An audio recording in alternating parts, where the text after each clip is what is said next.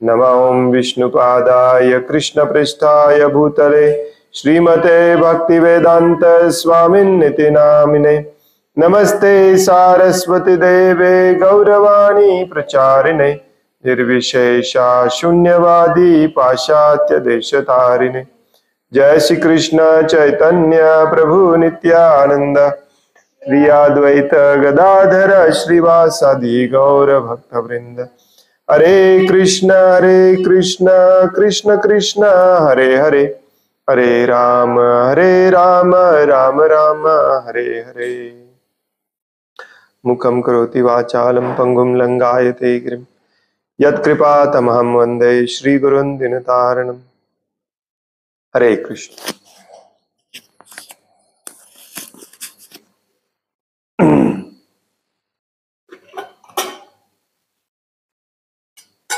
श्रीमद भगवद गीता जशी आहे तशी, भाषांतर आणि तात्पर्य कृष्ण कृपा श्रीमूर्ती श्री श्रीमद AC भक्तिवेदांत स्वामी प्रभुपाद यांच्याद्वारे आपण वाचत आहोत अध्याय 3 कर्मयोग। आणि आज आपण वाचणार आहोत श्लोक नंबर 9। थोडीशी सुरुवात केलेली आपण।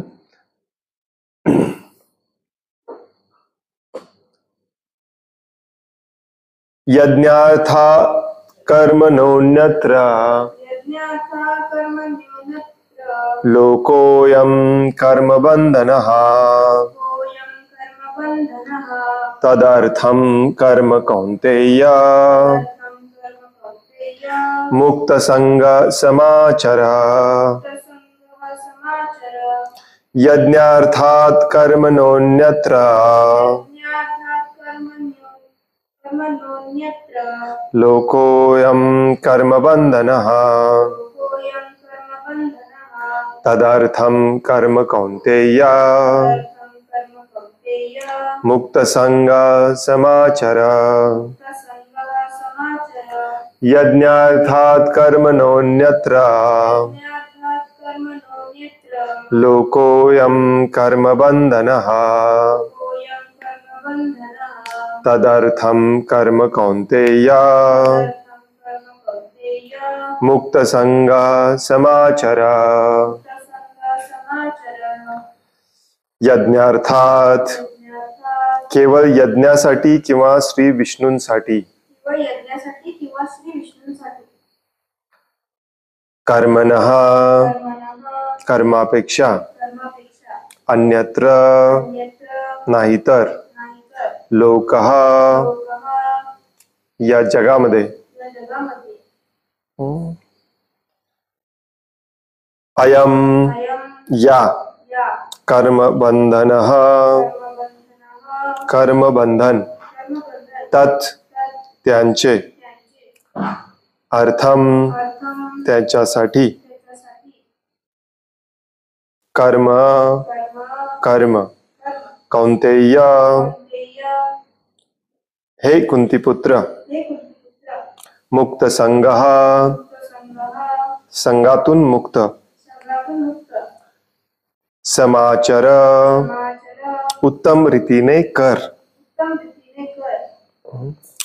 भाषांतर आहे, श्री विष्णूं प्रित्यर्थ यज्ञ म्हणून कर्म केले पाहिजे, नाहीतर कर्म हे भौतिक जगामध्ये बंधनास कारणीभूत ठरते। म्हणून हे कौंतेय, तू आपल्या नियत कर्मांचे पालन श्री विष्णूंच्या संतोषार्थ कर आणि या प्रकारे तू नेहमी कर्मबंधनातून मुक्त राहशील।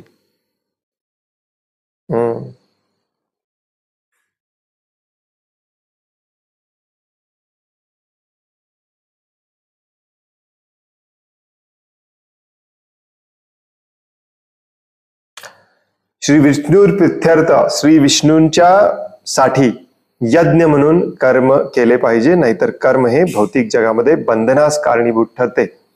काल आपण थोडीफार याच्यावरती चर्चा केली। कर्मचा खरा अर्थ असतो सॅक्रिफाइस, त्याग, ज्याला आपण आहुती म्हणतो। परंतु विष्णूंचं दुसरं नाव आहे यज्ञ, म्हणजेच विष्णूंसाठीच कर्म केलं पाहिजे, भगवंतांसाठीच कर्म केलं पाहिजे, त्यालाच कर्मयोग म्हणतात, त्यालाच कृष्ण भावना भवित कर्म म्हणतात. नसेल तर जे काही कर्म आपण करणार ते आपल्या बंधनास कारणीभूत ठरणार. बऱ्याचदा आपण असं म्हणतो की मी माझ्यासाठी कर्म करत नाही, मी माझ्या कुटुंबासाठी करतो किंवा समाजासाठी करतो किंवा राष्ट्रासाठी करतो. ते देखील आपल्याला बंधनकारक ठरतं. Get 2 pillows.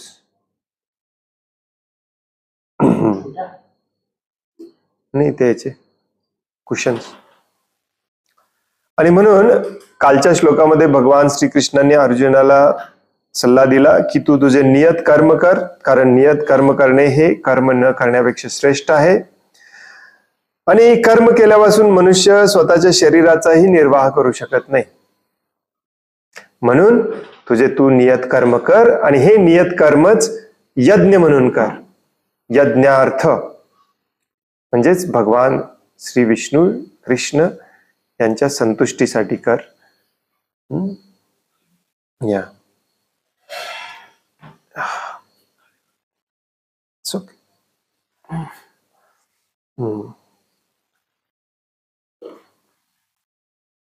आणि या आजच्या श्लोकामध्ये देखील तेच सांगतात की म्हणून तू तुझे नियत कर्माचे पालन कर, श्री विष्णूंच्या संतोषार्थ कर.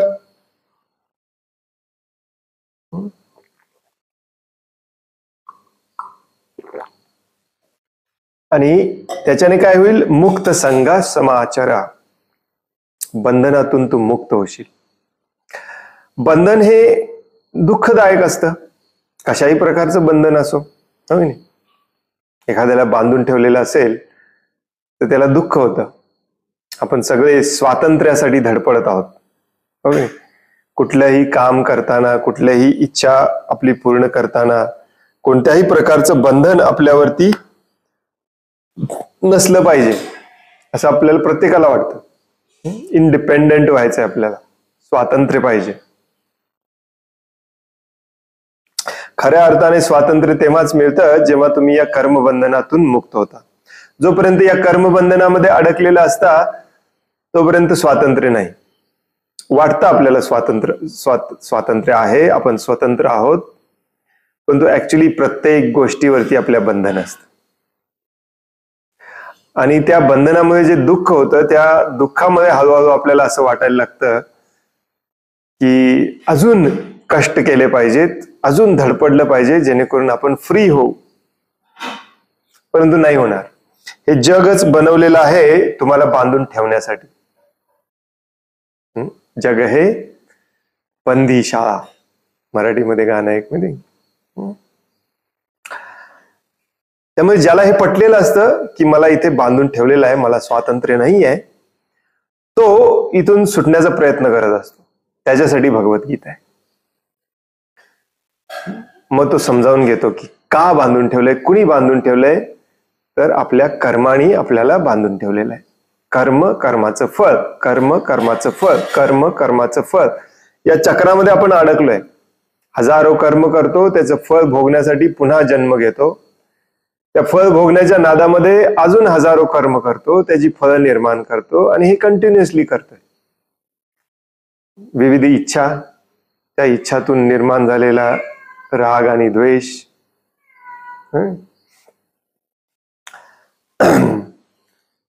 पहिल्यांदा आपल्याला हे पटलं पाहिजे की आपण कर्मबंधनात आहोत.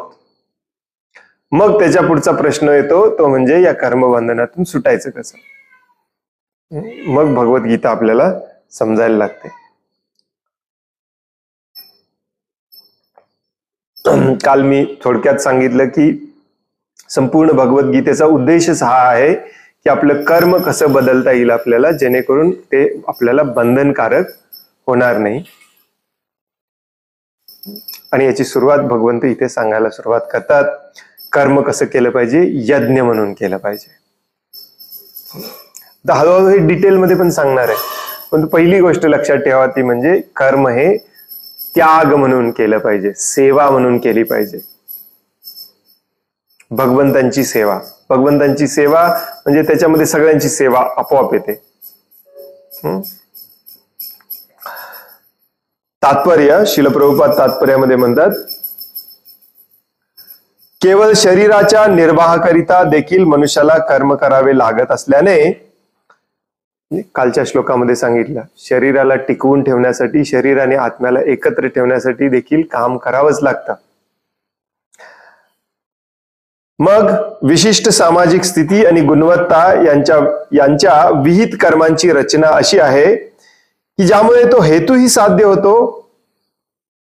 आणि यज्ञ म्हणजे भगवान श्री विष्णू आहेत. सर्व यज्ञ कर्मेही भगवान श्री विष्णूंच्या संतोषाप्रित्यर्थच असतात, हे देखील साध्य होतं. नियत कर्म, किंवा दोन्ही श्लोकामध्ये हा शब्द येतो नियत कर्म.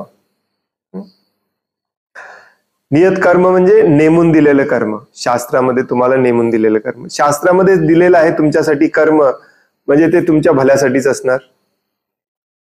त्यामुळे तुम्हाला या शरीरामध्ये हे शरीर टिकवून ठेवण्यासाठी ज्या काही वस्तू, अन्न धान्य सगळं लागतं ते देखील मिळणार. त्याच्याबरोबरच हेच भगवान श्री विष्णूंच्या संतुष्टी प्रित्यर्थ कसं करता येईल हे देखील वेदांमध्ये सांगितलेलं आहे. त्यामुळे दोन्ही साध्य होतात. यज्ञ म्हणजे भगवान श्री विष्णू आहेत. काल मी तुम्हाला सांगितलं की भगवान श्री विष्णूंचं एक नावच आहे यज्ञ. आणि सर्व यज्ञ कर्मे ही श्री विष्णूंच्या संतोषाप्रित्यर्थच असतात. ऍक्च्युली जे देवी देवतांसाठी यज्ञ करतो आपण ते देखील विष्णूंच्या संतुष्टीसाठीच असतात. पुढे 7व्या का 8व्या अध्यायामध्ये भगवंत हे स्पष्टपणे सांगणार आहेत. तुम्ही जेव्हा देवी देवतांची पूजा उपासना यज्ञ करता ते देखील माझ्यापर्यंतच येऊन पोचतं, आणि मीच त्यांना परवानगी देतो तुम्हाला काय हवे ते द्यायला. भागवतम, श्रीमद भागवतम किती जणांनी वाचलाय माहिती नाही. सगळ्या देवी देवतांच्या संतुष्टीसाठी म्हणून यक्ष यज्ञ करत असतो. 4थ्या स्कंदामध्ये जवळजवळ 3-4 अध्याय यक्ष आणि शिवजींच्या मधले भांडण. त्या यज्ञामध्ये शिवजींचा वाटा तो ठेवत नाही आणि शिवजींना उलट सुलट बोलतो वगैरे वगैरे. मग दोघांमध्ये खूप मोठं भांडण होतं, परंतु तो यज्ञ पूर्ण होत नाही. शिवजींचे जे अनुयायी असतात ते यज्ञामध्ये जाऊन खूप सारा अडथळा आणतात वगैरे वगैरे. परंतु ऍक्च्युली त्याचा पर्पोर्ट असा आहे, तात्पर्य असं आहे की त्यानंतर मग त्याचं शिर कापून टाकलं जातं. मग शिवजींच्याकडे सगळे येऊन माफी मागतात, ब्रह्माजी, सगळे देवी देवता, कारण यज्ञ पूर्ण होत नाही. देवी देवतांसाठी यज्ञ पूर्ण होणे खूप महत्वाचं असतं. मग शिवजी माफ करतात, त्याला एका बकऱ्याचं डोकं बसवतात वगैरे वगैरे, आणि मग तो पुन्हा यज्ञ करायला सुरुवात करतो, पुन्हा यज्ञ पूर्ण करतो. परंतु यज्ञ पूर्ण झाल्यानंतर तिथे कोण अवतरतात? श्री विष्णू येतात, कारण यज्ञ हा श्री विष्णूंच्या संतुष्टीसाठीच असतो. श्री विष्णू त्या यज्ञाचा वाटा घेतात आणि मग आपल्या स्वखुशीने ते सगळ्या देवी देवतांना देतात. कदाचित तुम्ही स्टोरी ऐकली असेल. 4थ्या स्कंदाचा अर्धा 4था स्कंद या स्टोरीमध्येच आहे. एनिवे, सांगण्याचा उद्देश असा आहे की सर्व यज्ञांचा भोगता हे भगवान श्रीकृष्ण किंवा विष्णूच असतात. भगवद्गीतेमध्ये ते म्हणतात ही तसा 5व्या अध्यायामध्ये, भोक्ता राम यज्ञ तपसाम. यज्ञ तपस्या जे काही तुम्ही करत असाल त्याचा भोक्ता मी आहे. आणि 7व्या का 8व्या अध्यायामध्ये म्हणतात, मी आता विसरलो, देवी देवतांसाठी केलेल्या यज्ञाचा भोक्ता देखील मीच आहे, ते माझ्यापर्यंतच येऊन पोचतं. म्हणून यज्ञाचा खरा अर्थ असतो श्री विष्णूंची संतुष्टी. आणि मग कर्म यज्ञ म्हणून करायचंय म्हणजे कर्म कसं करायचंय? श्री विष्णू संतुष्ट होतील असं कर्म करायचं. बाकी कुठलं कर्म करायचं का? अजिबात नाही. मग प्रभूजी खायला प्यायला मला श्री विष्णू अरेंज करतात, तेवढा विश्वास असला पाहिजे श्री विष्णूंवरती आपला. मग ही कर्म करायची कशी ते देखील शास्त्रामध्ये दिलेलं आहे. त्यालाच नियत कर्म म्हणतात किंवा विहित कर्म म्हणतात. सर्व यज्ञ कर्मे ही श्री विष्णूंच्या संतोषाप्रित्यर्थच असतात. वेद सांगतात की यज्ञो वै विष्णु. दुसऱ्या शब्दात सांगायचे तर मनुष्याने यज्ञ किंवा प्रत्यक्षपणे भगवान श्री विष्णूंची सेवा केल्याने एकच उद्देश साध्य होतो किंवा सिद्ध होते. म्हणून या श्लोकात सांगितल्याप्रमाणे कृष्ण भावना हे यज्ञ कर्मच आहे. कृष्ण भावना म्हणजेच भगवान श्रीकृष्णांची सेवा करणे, भक्तिमय सेवा करणे. आता कर्म केल्यानेच यज्ञ होतो हे भगवद्गीतेमध्ये तेव्हा सांगितलंय. कलियुगामध्ये तर ते हेच लागू पडतं, कारण जो खरा यज्ञ असतो तो आपण करूच शकत नाही. मग काय केलं पाहिजे? कर्म हेच यज्ञ आहे. मग कर्म हेच यज्ञ कधी होतं? जेव्हा कर्म हे ऍज अ सॅक्रिफाईस केलं जातं. इंग्लिशमध्ये यज्ञाला सॅक्रिफाईस म्हणतात. तुम्ही जर या श्लोकाचा अर्थ जरी वाचला प्रभुपादांचा, तुमच्या लक्षात येईल. Work done as a sacrifice for Vishnu has to be performed, otherwise work binds one to this material world. Therefore, O son of Kunti, perform your prescribed duties for his satisfaction, and in that way you will always remain unattached and free of bondage. भाषांतर कधी कधी खूप चुकीचं केलं जातं. अशा प्रकारे तू अनासक्त राहशील. तर प्रभुपाद हे इथे समजावून सांगायचा प्रयत्न करतात. ऍक्च्युली भगवान श्रीकृष्ण देखील पुढे समजावून सांगणार आहेत आपल्याला की यज्ञ म्हणजेच कर्म आहे.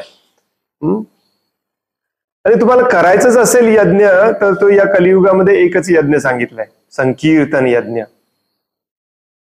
यज्ञ संकीर्तनय प्रायय यजंती ही सुमेधसा. श्रीमद भागवतमच्या शेवटी सांगितलेलं आहे. यज्ञ संकीर्तनय प्रायय.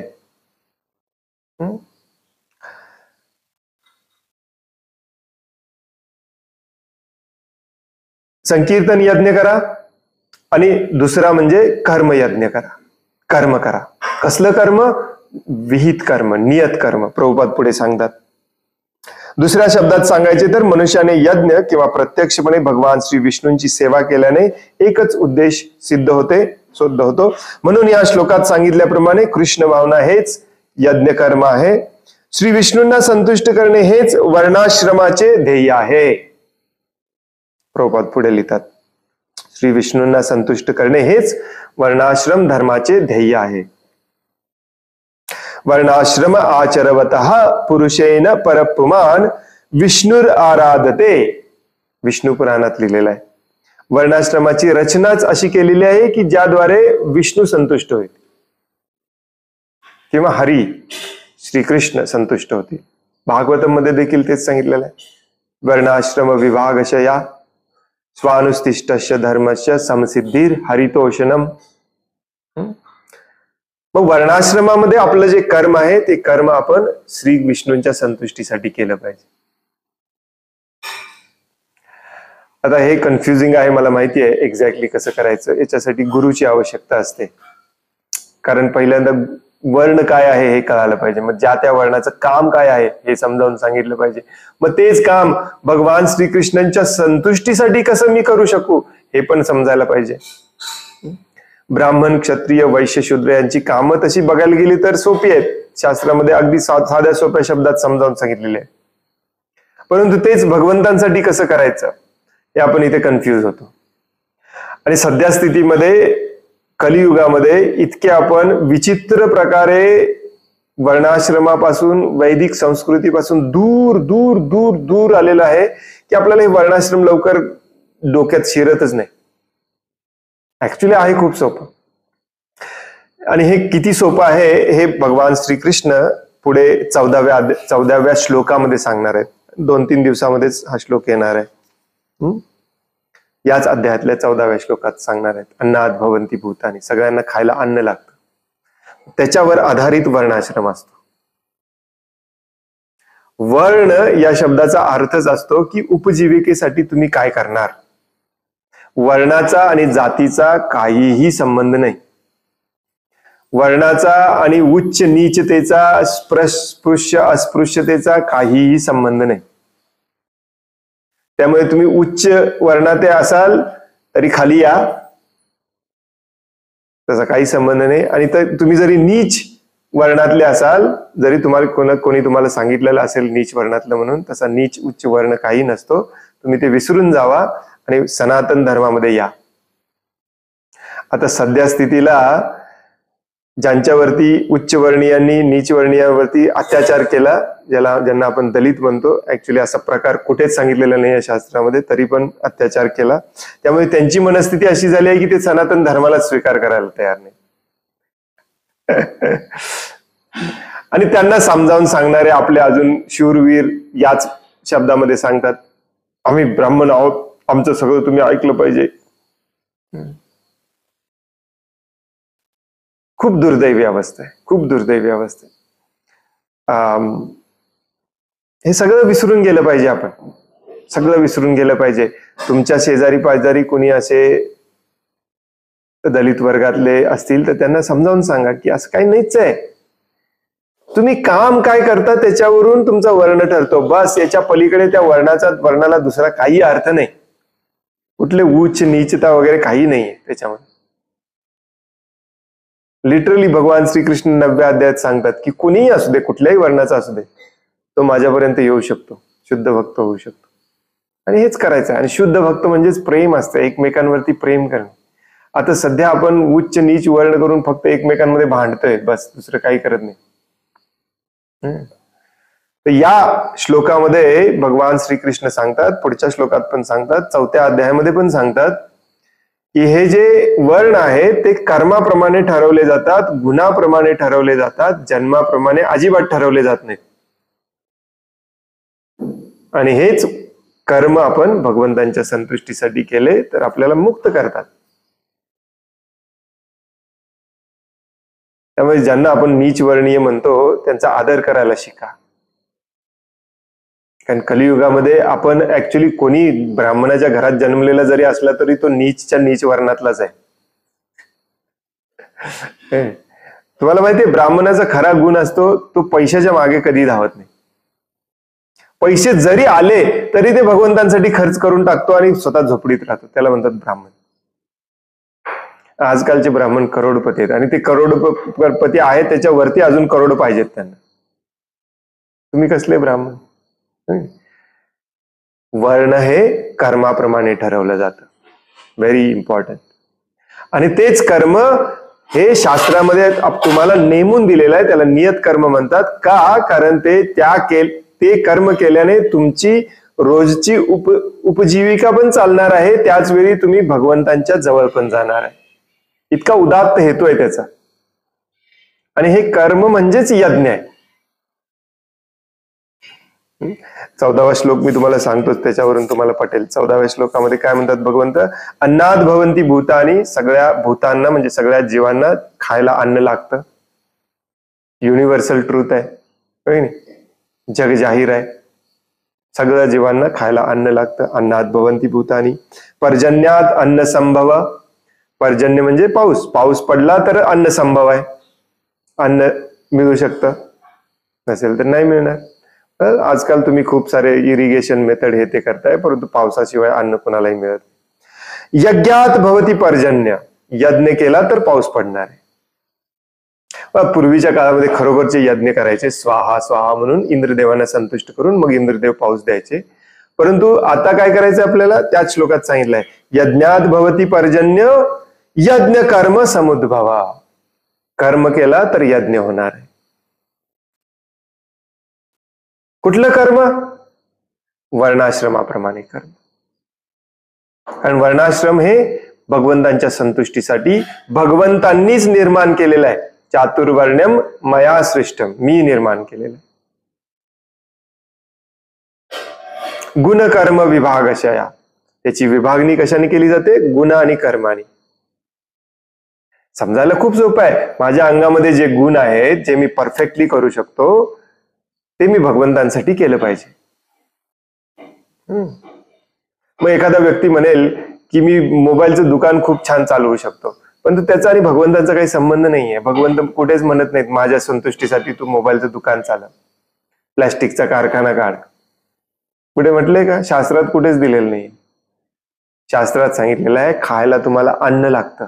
ते अन्न पिकवण्यासाठी काय लागतंय ना, त्याच्यासाठी कर्म करा. मी संतुष्ट होतो. ते अन्न मला अर्पण करा. आणि जो अशा प्रकारे अन्न मला न अर्पण करता खातो, पाप कर्म करून पण मिळवलेल्या पैशातून विकत आणलेलं अन्न खातो, तो पाप खात असतो. हे भगवद्गीतेमध्येच सांगितलेलं आहे. पुढे वाचणार आहोत आपण. एवढं सोपं आहे. कर्म हे केलंच पाहिजे. कर्म न करता कुणीही जगू शकत नाही. परंतु तेच कर्म आपल्याला बांधून ठेवतं, म्हणजेच दुःखात ठेवतं. दुःखातून सुटका हवी असेल तर कर्म असं केलं पाहिजे ज्याच्याने भगवान श्रीकृष्ण संतुष्ट होतील. तुम्ही नाही, तुमचं कुटुंब नाही, तुमचा समाज नाही, तुमचं राष्ट्र नाही, कुणी नाही. मग ते कर्म असतं कसं? त्याला म्हणतात वर्णाश्रम धर्म. आपापल्या गुणाप्रमाणे कर्म नेमून दिलेले. ब्राह्मणाचं कर्म सांगितलेलं आहे पठन पाठन यजन याजन दान प्रतिग्रह. क्षत्रियाचं कर्म सांगितलेलं आहे संरक्षण, व्यवस्थापन आणि जनकल्याण. वैश्याचं कर्म सांगितलेलं आहे कृषी गोरक्षा वाणिज्यम. शेती, गायींची सेवा करणे आणि शेती आणि गायींवर आधारित वस्तूंची उत्पादित केलेल्या धनधान्याची देवाणघेवाण करणे. आणि शूद्राचं कर्म सांगितलेलं आहे परिचार्यात्मिका. परिचार्या म्हणजे या तिघांना त्यांच्या त्या कामामध्ये मदत करणे. याच्या पलीकडे कुठलंही काम सांगितलेलं नाही आहे शास्त्रामध्ये. याच्या पलीकडे जे काही कामं आज आपण शोधून काढलेत ती सगळी कृत्रिम हौस पुरवण्यासाठी, कृत्रिम गरजा पुरवण्यासाठी कृत्रिमरित्या निर्माण केलेली कामं आणि व्यवसाय आहेत, ज्याचा काहीही संबंध नाही आपल्या जीवनाशी. ते बंद केला तरी उद्या तुम्हाला काही फरक पडणार नाही. अशी सगळी कामं आज आपण करतोय. आपण म्हणजे जवळजवळ सगळे 99.99 100% म्हटलं तरी चालेल, सगळेच्या सगळे. इव्हन आजचा शेतकरी देखील तेच करतो. शेतकऱ्यांचा एक नेता आज सकाळी मी वाचलं, म्हणते जगाचा पोट भरणारा माझा शेतकरी, जगाचा पोशिंदा, एक दाना पेरून त्याचे 1000 दाणे करून जगाचं पोट भरणारा माझा शेतकरी. कोण करताय आता? सगळे ऊस पेरतायत, कापूस पेरतायत, कोण पेरतच नाही. सगळे पाप कर्म करण्यामध्ये लागलेले. कर्म कसं करायचं हे पहिल्यांदा शिकलं पाहिजे. मग तेच कर्म यज्ञार्थ, यज्ञ म्हणून कसं करायचं हे शिकलं पाहिजे. याचं ट्रेनिंग घेतलं पाहिजे आपण. पूर्वीच्या काळामध्ये याचंच ट्रेनिंग दिलं जायचं, त्यालाच गुरुकुल म्हटलं जायचं. गुरुकुलमध्ये असं सीबीएसई पॅटर्न नव्हता, स्टेट बोर्डचा पॅटर्न नव्हता. गुरुकुलमध्ये आजकालच्या शाळा कॉलेजेस प्रमाणे हजारोने आणि करोडोने कामगार वर्ग निर्माण केले जात नव्हते. गुरुकुलमध्ये गुरु पाहायचा प्रत्येकाला, त्याच्या अंगामध्ये काय गुण आहेत, त्या गुणाप्रमाणे ट्रेनिंग द्यायचं. आणि असा ट्रेन केलेला राजा धर्माचं रक्षण करायचं. आजचा राजा धर्माचं रक्षण करत नाही, कारण त्याला ट्रेनिंगच नाही. आजकाल आपण म्हणतो आजचा राजा IIT मुंबई मधून शिकलाय, तो तर 1 नंबरचा थर्ड क्लास असणार, कारण त्याला फक्त पर्यावरणाची वाट कशी लावायची तेवढंच माहिती असणार. धर्माचं रक्षण करायचं त्याला माहिती नसतं. हा, आता धर्माच्या नावाखाली पॉलिटिक्स करणार, अशा प्रकारचं ट्रेनिंग पाहिजे. कर्म काय आहे गुणाप्रमाणे, तेच कर्म मग भगवंतांसाठी केला तर तुम्ही जन्म मृत्यूच्या कर्मबंधनाच्या बंधनातून सुटणार आहे. हे सांगायचं काम गुरुकुलच्या गुरुचं काम असतं. गुरुचं, आजकालच्या गुरुचं पण तेच काम असतं. अशा, आणि याच गुरुला आपण आपले मोठा कारखाना उद्घाटनाला बोलवतो. तो गुरु पण मस्तपैकी येऊन फीत कापून उद्घाटन करून जातो. तो तुम्हाला सांगणार नाही कधी हे पाप कर्म आहे, बंद कर, तुला हे बंधनात टाकतं नाही, कारण त्याची उपजीविका पण त्याच्यावर चाललेली आहे. कोण करतो यज्ञार्थ कर्म? कोण करतो आजच्या जगामध्ये यज्ञार्थ कर्म? कोण करतो? Very rare. भगवद्गीतेमध्येच भगवंत म्हणतात खूप खूप खूप खूप खूप दुर्मिळ आहे. स महात्मा स्वदुर्लभा सुदुर्लभा मनुष्यानाम सहस्रेषु. भगवंत स्वतः सांगतात हजारो लाखो लोकांपैकी एखाद्याला असं यज्ञार्थ कर्म करण्याची इच्छा असणार आहे कलियुगामध्ये. म्हणून मनुष्याने श्री विष्णूंच्या संतोषाप्रित्यर्थच कर्म केले पाहिजे.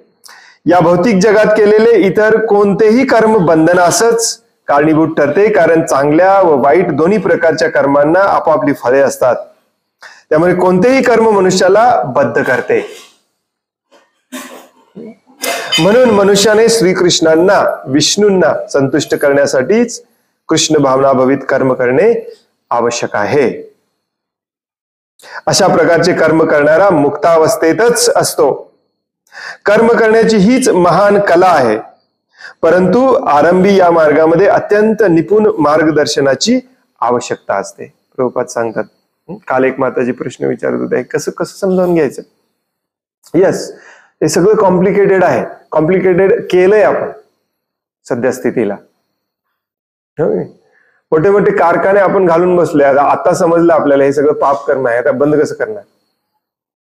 बऱ्याच जणांच्या उपजीविकेचा प्रश्न आहे. म्हणून अध्यात्मामध्ये प्रगती करण्यासाठी गुरु लागतो. आजकाल गुरु पण शुद्ध मिळत नाही. सगळंच अवघड करून ठेवलंय, होय की नाही आपण. याचं मेन कारण आहे आपण इतके बदमाश आहोत. नसेल तर आपला जन्मच अशा परिस्थितीमध्ये झाला नसता. भयानक पोल्युशन, भयानक ट्रॅफिक. भागवतामध्ये हे खूप छान सांगितलेलं आहे. आपला जन्म अशा परिस्थितीमध्ये झालाय की खूपच दयनीय अवस्था आहे. Most precarious condition. What is that श्लोक? कले अस्मिन् युगे जना मंदा सुमंदमतयो मंद भाग्यही उपद्रिता. प्रायेण अल्पायुष सभ्य. एक तर आयुष्य आपलं अल्प आहे, काय करायचं नाही समजेपर्यंत संपतं. दुसरी गोष्ट म्हणजे आपण मंद आहे, स्मृती राहिली नाही, सत्य राहिलं नाही, दया राहिली नाही, करुणा राहिली नाही. तिसरी गोष्ट म्हणजे आपल्याला मार्गदर्शन करणारे मंद आहेत, कपटी आहेत, चांगलं मार्गदर्शन करत नाहीत. चौथी गोष्ट म्हणजे आपलं भाग्यच मंद आहे. असलंच भाग्य घेऊन आलोय आपण, कारण आपण होतोच इतके बदमाश पापी. आणि शेवटची पाचवी गोष्ट सांगितली त्या श्लोकात म्हणजे ऑन टॉप ह्या सगळ्याच्या वरती कलियुगामध्ये चारी बाजूनी तुम्हाला प्रॉब्लेम असणार आहे. थोडं कुठे विचार करायला लागलोय चांगला, तोपर्यंत अजून एक प्रॉब्लेम येणार. अध्यात्मामध्ये पण, अध्यात्माच्या मार्गावरती. मग हे यज्ञासाठी म्हणून कर्म केलं पाहिजे, ते कर्म देखील वर्णाश्रमावर आधारित असलं पाहिजे. हे प्रभूजी एक्झॅक्टली करायचं कसं? कन्फ्युजिंग आहे, कन्फ्युजिंग आहे, सुपर कन्फ्युजिंग आहे. कम्प्लिटली मी मान्य करतो ऍक्च्युली. येस, खूप कन्फ्युजिंग आहे. आणि म्हणूनच अशा वेळेला खूप चांगल्या मार्गदर्शनाची गरज असते. खूप चांगल्या मार्गदर्शनाची गरज असते. म्हणून प्रभुपाद इथे लिहितात, परंतु आरंभी म्हणजे सुरुवातीला या मार्गामध्ये अत्यंत निपुण मार्गदर्शनाची आवश्यकता असते. अत्यंत निपुण म्हणजे काय? अगदी एक्सपर्ट अशा मार्गदर्शकाची गरज असते. म्हणून भगवान श्रीकृष्णांच्या भक्ताच्या निपुण मार्गदर्शनाखाली किंवा साक्षात भगवान श्रीकृष्णांच्या प्रत्यक्ष आदेशानुसार मनुष्याने परिश्रमपूर्वक दक्षतेने कर्म केले पाहिजे. इथे कंसात लिहिलेलं आहे, ज्यांच्या मार्गदर्शनाखाली अर्जुनाला कर्म करण्याची संधी मिळाली. अशा श्रीकृष्णांच्या मार्गदर्शनाखाली म्हणजेच भगवद्गीता वाचून आपण पण त्याप्रमाणे वागलं पाहिजे, किंवा भगवंतांच्या एखाद्या शुद्ध भक्ताच्या मार्गदर्शनाखाली लक्षपूर्वक ऐका. प्रभुपादांचे वाक्य आहे तसे लक्षपूर्वक वाचून समजावून घेतले बास आहे. आपल्याला एक्स्ट्रा प्रवचन द्यायची काही गरज नाहीये. एक्स्ट्रा जो प्रवचन देतो ना, तिथे समजायचं काहीतरी काळबेरा आहे तिथं. प्रभुपाद काय म्हणतात, अशा मार्गदर्शनाखाली मनुष्याने परिश्रमपूर्वक दक्षतेने कर्म केले पाहिजे. दक्षतेने म्हणजे कलियुगामध्ये मार्गदर्शक चांगला मिळेल की नाही सांगता येत नाही. त्यामुळे भगवद्गीता आपण स्वतः पण वाचली पाहिजे, समजावून घेतली पाहिजे. भगवान श्रीकृष्ण मग स्वतः आपल्याला मार्गदर्शक होतात. मग आपण त्याच्यावरून खरा मार्गदर्शक शोधू शकतो. तिथे पण आपण दक्ष असलं पाहिजे की हे बरोबर आहे का, करतोय ते बरोबर आहे का मला पापात टाकणार, मला बंधनात टाकणार. आणि जे करायचं आहे ते परिश्रमपूर्वक करावं लागणार आहे.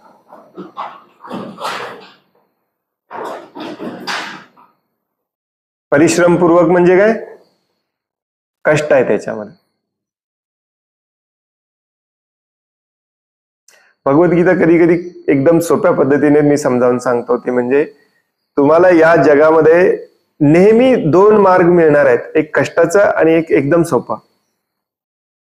आणि कलियुगामध्ये लिटरली सगळ्यांना शिकवलं जातं की सोपा मार्ग शोधायचा कसा, सोपा मार्गाने जायचं कसं, आळशी बसून जास्त कमवायचं कसं. पण तो खरा मार्ग कष्टाचा असतो आणि तो आपल्यासाठी चांगला असतो. बरेच लोक म्हणतात, प्रभूजी शेतात काम करावं लागणार. राजा का माकड. मनुष्याने परिश्रमपूर्वक दक्षतेने कर्म केले पाहिजे. We have to be very careful. खूप खूप खूप दक्ष राहायला पाहिजे.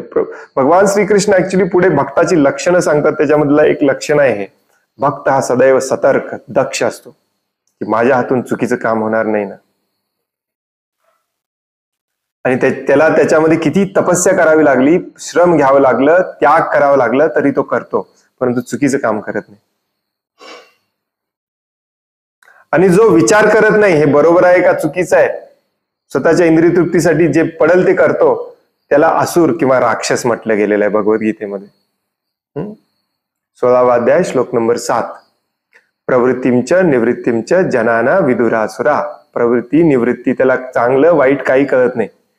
तो इंद्रिय सांगते तो ऐकतो, संतांचं ऐकत नाही.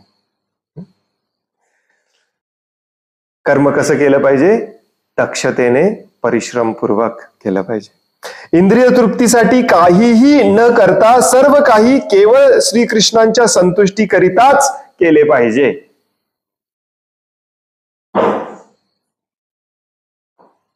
दोन मिनिटं याच्यावरती चिंतन करा तुम्ही. बऱ्याच जणांना, आपल्या भक्तांना देखील, प्रभुपादांच्या अनुयायांना देखील वाटतं की प्रभुपादांनी हे कुठं लिहिलेलंच नाही. अरे पानावरती हेच लिहिलेलं आहे प्रभुपादांनी. प्रभुपादांची कुठलंही पुस्तक रॅन्डमली डोळे झाकून उघडायचं, तुम्हाला हाच मेसेज मिळणार आहे. इंद्रिय तृप्तीसाठी काहीही न करता, थोडस प्रभूजी नो, काहीही न करता म्हणजे काहीही न करता. याला आता वेगळ्या पद्धतीने कसं समजावून सांगायचं.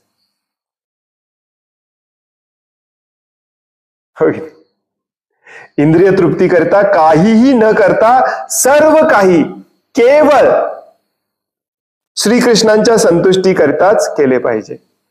हे असं वाक्य कोण लिहू शकतो माहितीये? ज्याच्या मनामध्ये अपार करुणा, दया, प्रेम आहे तोच लिहू शकतो. कारण या सगळ्या शब्दांचा एकच अर्थ आहे.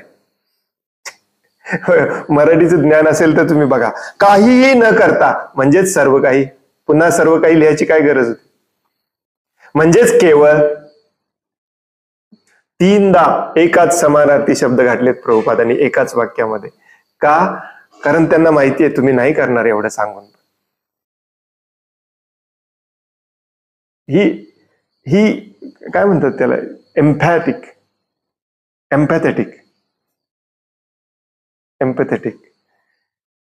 ही Prabhupada is being very empathetic here actually. म्हणजे एवढी दया करुणा करून एवढ्या कळकळीने कोणीही सांगणार नाही तुम्हाला.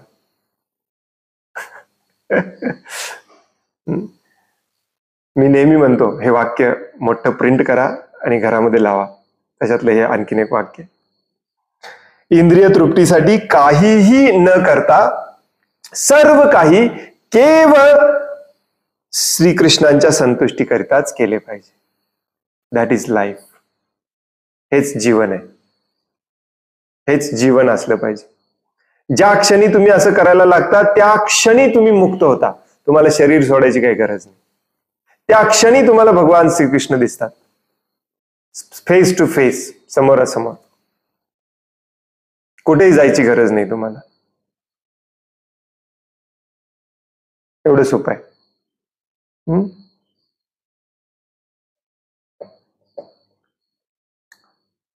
असे आचरण मनुष्याचे केवळ कर्मबंधनापासूनच रक्षण करते असे नव्हे, तर त्यामुळे त्याची यथावकाश भगवंतांच्या दिव्य प्रेममयी सेवेप्रत उन्नती होते.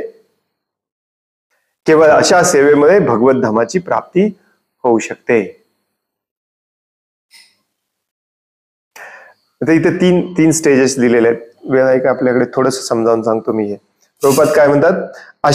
असे आचरण मनुष्याचे केवळ कर्मबंधनापासूनच रक्षण करते असे नव्हे, तर त्यामुळे त्याची यथावकाश भगवंतांच्या दिव्य प्रेममयी सेवेप्रत उन्नती होते. केवळ अशा सेवेमुळेच भगवत धामाची प्राप्ती तो करू शकतो.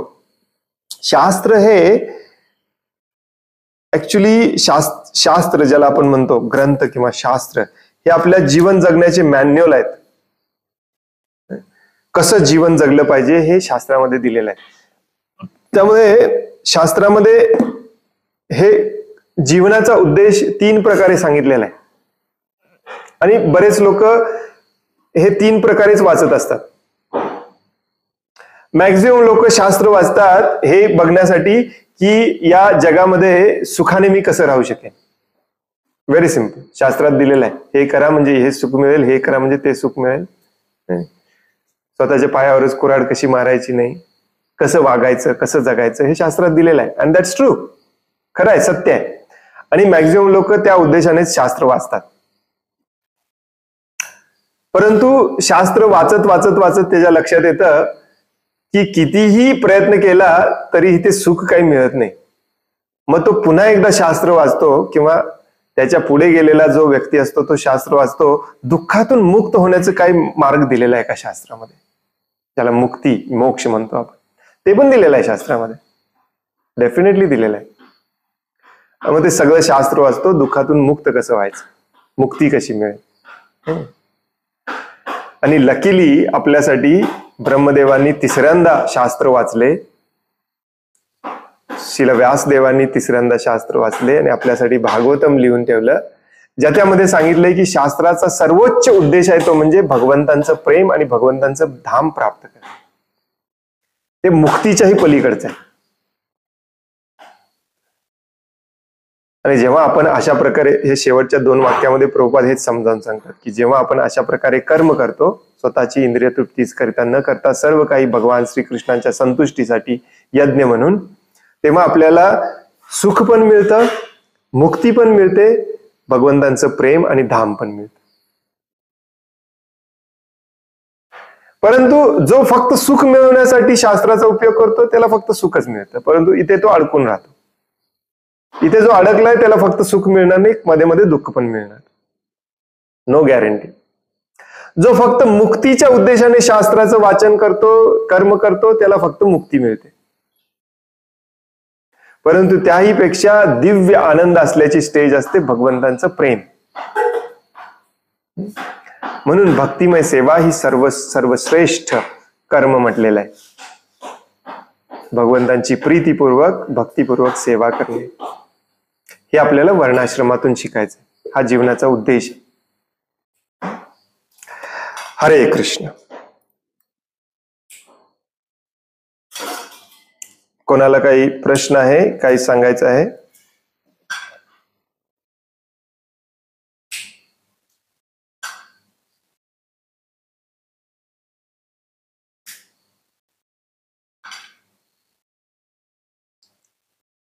हरे कृष्ण प्रभू. हरे कृष्ण. म्हटलं भगवंतांची, समजा आपण भगवंतांवरती डिपेंड राहायचं, समजा भगवंतांसाठी कर्म करायचे, मग आपलं भगवंत आपलं चरितार्थ चालवतात किंवा भगवंत आपली काळजी घेतात, मग ते कोणत्या स्वरूपामध्ये घेतात त्याच जरा या भौतिक जगामध्ये भगवंतांचं काम आहे भगवंतांच्या या भगवद्गीतेचा प्रचार प्रसार करणे. जसं मगाशी प्रभुपाद म्हणाले की सुरुवातीला आपल्याला हे कळत नाही, मग आपण एखाद्या एक्सपर्ट अशा निष्णात अशा मार्गदर्शनाखाली हे केलं पाहिजे. अशा व्यक्तीकडे गेलं पाहिजे जो या कार्यामध्ये संलग्न आहे. तो तुम्हाला भगवंतांच्या सेवेमध्ये पण लावेल आणि तुमचे चरितार्थ पण बघेल. कारण तुम्हाला भगवद्गीता समजा फॉर एक्झाम्पल, अगदी क्रूड एकदम सिंपल एक्झाम्पल घ्या, त्याने तुम्हाला सांगितलं भगवद्गीतेचा बॉक्स उचला, आत ठेवा, उद्या आपल्याला भगवद्गीता ही घेऊन जाऊन या शहरामध्ये वितरणासाठी जायचंय, तिथे भगवद्गीतेचा प्रचार करायचा आहे, भगवंतांच्या भक्तीचा प्रचार करायचा आहे. तुम्ही करायला तयार आहे? येस, भगवंतांच्यासाठी मी काम करणार आहे. ऑफकोर्स तुम्ही त्याच्यासाठी खाल्लं पिलं पाहिजे, जिवंत राहिलं पाहिजे, नसेल तर बॉक्स कसा उचलणार आणि ते बॉक्स घेऊन तुम्ही दुसऱ्या शहरात जाणार कसं? मग त्याची व्यवस्था तोच करणार. ही प्रभुपादांची खरी चळवळ आहे. प्रभुपादांनी ऍक्च्युली ही संस्था ही चळवळ याच्यासाठी निर्माण केली की ज्याला ज्याला भगवंतांची पूर्ण सेवा करायची आहे त्यांनी यावं. ही सेवा ही संस्था प्रभुपादांची ही चळवळ त्याची काळजी करेल. तुम्ही फक्त भगवंतांची सेवा करा. आणि याच्यासाठी एक्सपर्ट, निष्णात, निपुण असे लीडर लागतात, मार्गदर्शक लागतात, गुरु लागतात. प्रभुपाद खूप एक्सपर्ट होते, सुपरबली एक्सपर्ट होते. म्हणून ते प्रत्येकाला भगवंतांच्या सेवेमध्ये कसं लावायचं त्यांना माहिती होतं. प्रभुपादांनी एकाही व्यक्तीला म्हटलं नाही माझ्या मंदिरामध्ये तुला स्थान नाही, तू येऊ नको. संपूर्ण जग कृष्ण भावनामय करायचं आपल्याला, त्यामुळे सगळ्यांसाठी स्थान आहे. प्रभुपादांनी अशी चळवळ निर्माण केली ज्याच्यामध्ये सगळ्यांसाठी स्थान आहे. आता आजकालच्या मंदिरामध्ये कदाचित तुम्हाला नाही म्हणतील, कारण मंदिराचं बजेट कमी आहे, हे आहे ते आहे वगैरे वगैरे. परंतु खऱ्या अर्थाने हे अशा पद्धतीने करायचं असतं की मला माहिती नाही मी कशी सेवा करू, आणि भगवंतांची सेवा करायला मी जर तयार झालो तर माझं कोण चरितार्थ चालवेल. तर आपण पहिली गोष्ट म्हणजे गुरुकडे गेलं पाहिजे. गुरु शोधला पाहिजे, गुरुच्या मार्गदर्शनाखाली याचं ट्रेनिंग घेतलं पाहिजे, आणि हे ट्रेनिंग झाल्यानंतर मग स्वतः आपण भगवंतांची सेवा करायला सुरुवात केली पाहिजे. प्रभुपादांनी आपल्या सगळ्यांना सांगितलंय, ठीक आहे, आता एखादा व्यक्ती असं म्हणेल की प्रभूजी मंदिर कोणाकोणाला खायला प्यायला घालणार, सगळं जग मंदिरात येऊन बसल्यावर उद्या करायचं काय? म्हणून आपल्या आचार्यांनी, गुरूंनी, जे एक्सपर्ट होते त्यांनी सांगितले की शेती केली पाहिजे. डोनेशन वरती चालवलं नसलं पाहिजे, हे सगळं शेती केली पाहिजे. भक्तांनी देखील शेती केली पाहिजे. चार भक्तांनी शेती केली पाहिजे. जे भक्त बाहेर जाऊन भगवद्गीतेचा प्रचार करतात त्यांचं पोट त्या शेतीतून त्यांनी भरलं पाहिजे. भक्तांमध्ये प्रेम पाहिजे, भक्तांमध्ये संबंध पाहिजेत. ही प्रभुपादांची चळवळ आहे. प्रभुपादांचे बरेच असे लेक्चर आहेत, आम्ही ते वाचत असतो शनिवारी इंग्लिश मधून, आणि इंग्लिश सोबतच मराठी मी वाचताच ते ट्रान्सलेट करून सांगतो तुम्हाला. ते युट्यूब चॅनलवरती मिळतील, स्पीकिंग अबाउट वर्णाश्रम म्हणून. मागच्या आठवड्यात जे आम्ही वाचत होतो प्रभुपादांचं एक लेक्चर, त्यामध्ये प्रभुपाद सांगतात की आपली सगळी मंदिरं विदाउट डोनेशन चालली पाहिजेत. तुम्ही सगळ्यांनी उठून शेती केली पाहिजे. आता शेती सगळ्यांनी मिळून करायची म्हणजे सगळ्यांनी मिळूनच शेतातलं उत्पन्न खायचंय. मग तुम्हाला खायला प्यायला मिळालं, अंगावरती कपडे मिळाले, झोपायला जागा मिळाली, अजून काय पाहिजे? हे खूप सिस्टमॅटिकली प्रभुपादांनी समजावून सांगितलंय. आपण कन्फ्युज होतो कारण आपल्याला सगळं सोडून याच्यामध्ये भाग घ्यायचा नाहीये.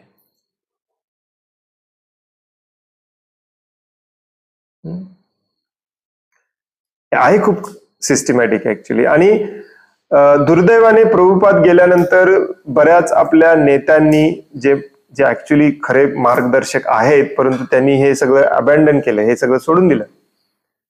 शेतीवर व्यवसाय, शेतीवर आधारित मंदिरं चालवणे, शेतीवर आधारित प्रचार कार्य चालवणे, शेतीवर आधारित भक्तांचं चरितार्थ चालवणे, हे प्रभुपादांची चळवळ ही त्यांनी सोडूनच दिली पूर्णपणे. आणि आजकाल तर ते म्हणतात की हे शक्यच नाही. पण प्रभुपादांनी सांगितलं ऍक्च्युली प्रभुपाद कसे चुकीचे असू शकतील? हे डोनेशन किती दिवस पुरणार आहे तुम्हाला? इव्हेंच्युअली लोक डोनेशन द्यायचं बंद करणार, कारण त्यांनाच खायला मिळणार नाही. करोनाने आपल्याला ह्याची झलक पण दाखवली.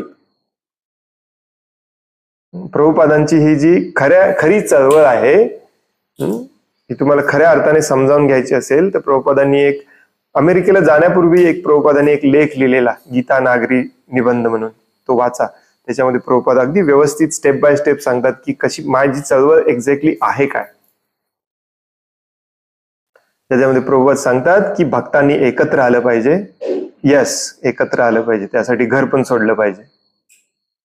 यस, आणि एकत्र येऊन शेती केली पाहिजे, एकमेकांचं पोट भरलं पाहिजे, आणि पोट भरलेल्या पोटाने भक्तीचा प्रचार केला पाहिजे. दॅट्स इट, दुसरं काही केलं नसलं पाहिजे.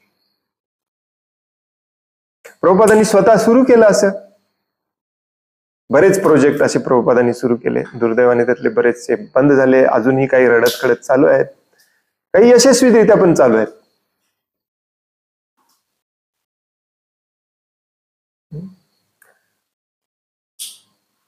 हे सगळ्यांनाच समजलं असतं, मग सगळेच भगवद्गीता घरात घेऊन वाचले असते आणि सगळेच शेती केली असते आणि सगळे भक्त झाले असते. एवढं शक्य नाहीये. म्हणून तर भगवंतांनी स्वतः 4थ्या अध्यायात सांगितलेलं आहे की तुम्हाला गुरुकडे जावं लागतं, त्याच्याकडून समजावून घ्यावं लागतं. मराठीत जरी असलं तरी आपण त्याचा अर्थ काय आहे, त्याचा भावार्थ काय आहे हे समजावून घ्यावं लागतं एक्सपर्ट लोकांकडून, आणि मग त्याच्याप्रमाणे त्यांच्या मार्गदर्शनाखाली ते ट्रेनिंग घेऊन त्याप्रमाणे सेवा करायची असते.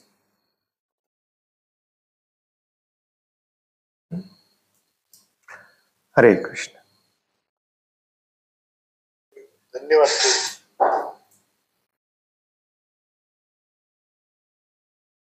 आणखीन कोणाला काही प्रश्न आहे, काही सांगायचं आहे?